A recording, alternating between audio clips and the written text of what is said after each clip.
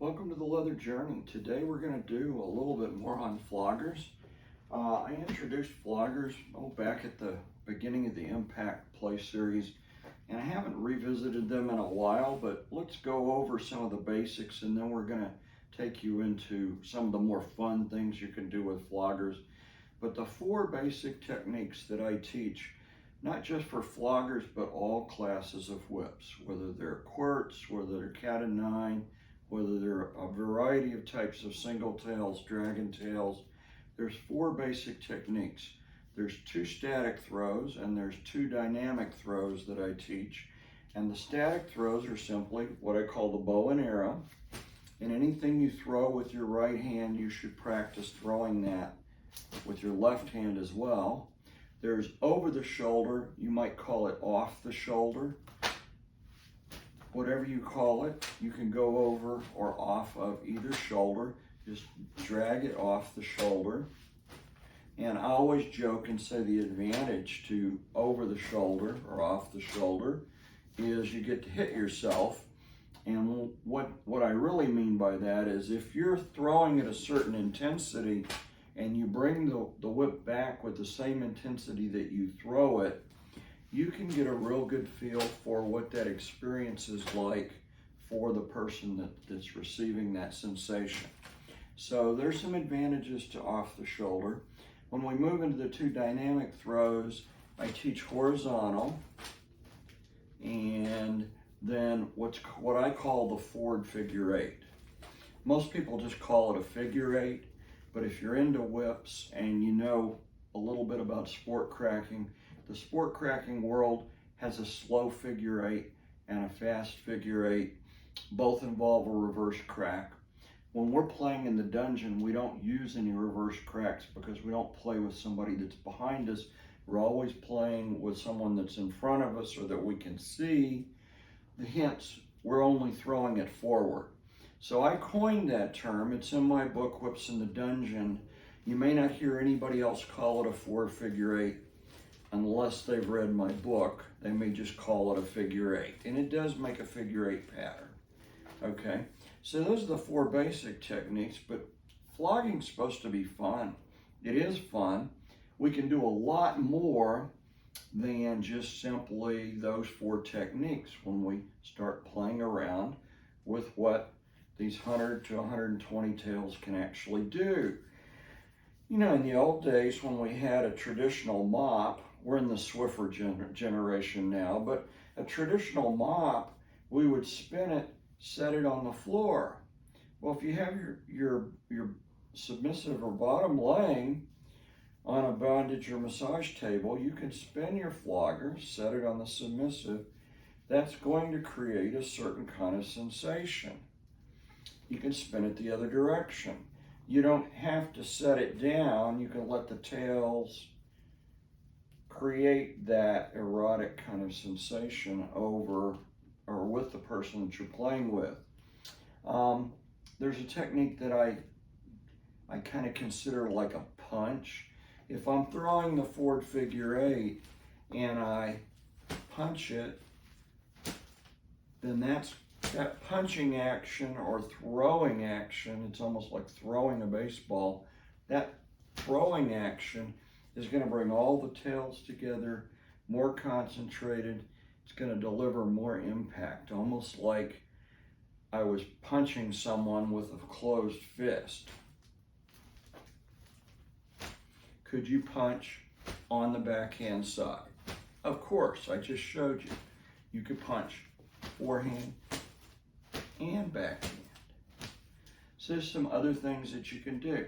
When you're throwing it, you can put a twist in the tails by simply, if anyone out there in flogging land used to play baseball, then you know when you release the ball and you twist your wrist, it puts a spin on the ball.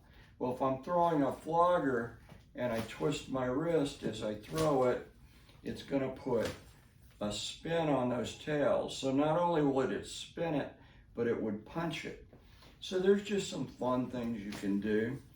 Just changing the grip on the flogger is going to make some variations on the receiving end, and it's going to add a level of variation for you, which will hopefully keep flogging fun and exciting, because it's a repetitive motion. If I'm just doing this for an hour, even though I might change floggers and use a heavier or lighter flogger, I'm going to get kind of bored with this. So I have to figure out other things to do to keep myself as a top engaged in having fun.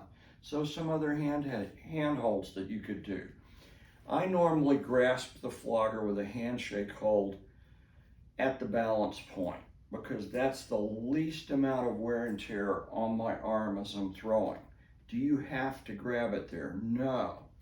If I grab it at the heel knot, sometimes called the pommel, sometimes called a Turk's head. Why are there 3 terms for that one part of the flogger? Well, the heel knot is the name of the position of the flogger. It's the heel of the flogger. It's the knot at the heel of the flogger, hence heel knot. It forms the function of a pommel, but it's actually a Turk's head, which is the type of knot it is. So you have the position, the function, and the type of knot, hence 3 different terms for the same thing. Makes life interesting, doesn't it? So if we grasp the heel knot, then I'm using the handle as a lever to add more leverage to the throw. But when I do that intentionally, because I know I'm no longer holding it at the balance point.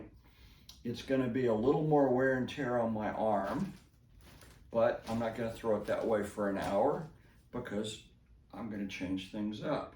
I'm going to hold it handshake a while. I might hold it thumb push. The Australians and the New Zealanders, when they throw their whips, they throw their stock whips with a thumb push. Well, if you throw a whip with a push, could you throw a flogger with a thumb push? Sure, you can throw a flogger with a thumb push. It's just a little bit different type of hold. Could I point my finger? I see a lot of the ladies using a finger point. There's absolutely nothing wrong with that. When we move over to single tails, I'm going to tell you a finger point with a single tail is going to limit your range of motion a little bit. But with a flogger, we're using more arm, less wrist. So there's no disadvantage to doing a finger point when you're throwing a flogger. When we move into single tails and we're using more wrist and less arm, then it is going to be a limitation, because it's going to limit your range of motion. But for flogging, absolutely, have fun, point your finger, okay? I don't own a set of finger floggers, but finger floggers are popular. There'll be 2 loops of leather that slip over your finger. You can throw finger flogger style with a regular handled flogger.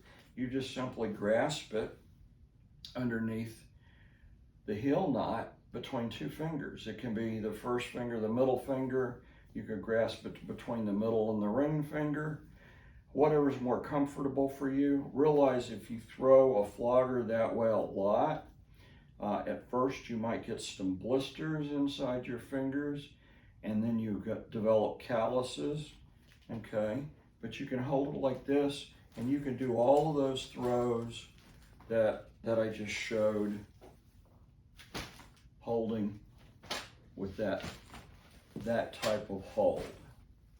Horizontal, forward figure 8. Can we do that?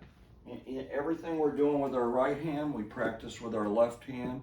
So can we do all of that left-handed? Sure, of course we can.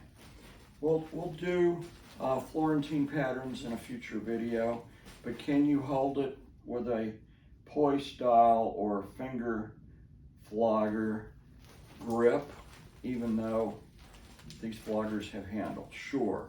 Can I grasp them with a handshake hold and throw a 4-point Florentine? Sure. Could I do it with a thumb push? Sure. How about if I grab it with the Turk's head up and grasp it like this? Can I throw a flogger this way? Sure. It's a little different angle.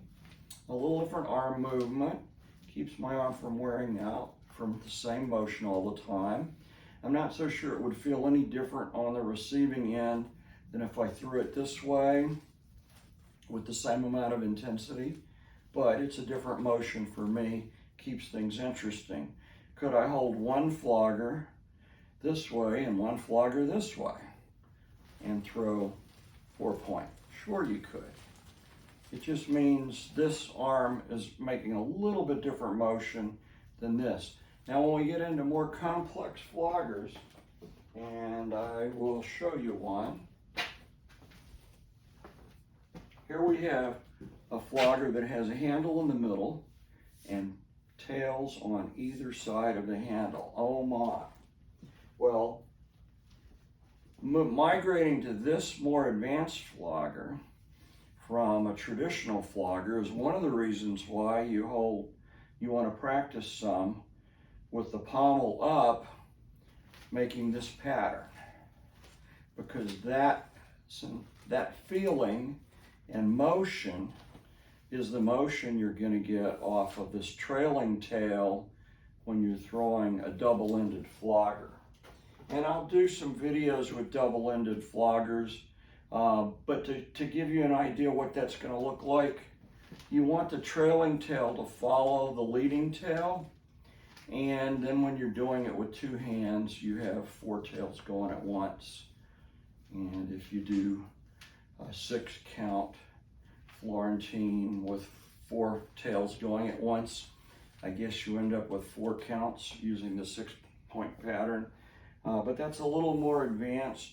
But hopefully we've shown you that flogging can be fun, just changing your grip and the technique that you're using as you're throwing. It's going to keep things fun for the top as well as the bottom.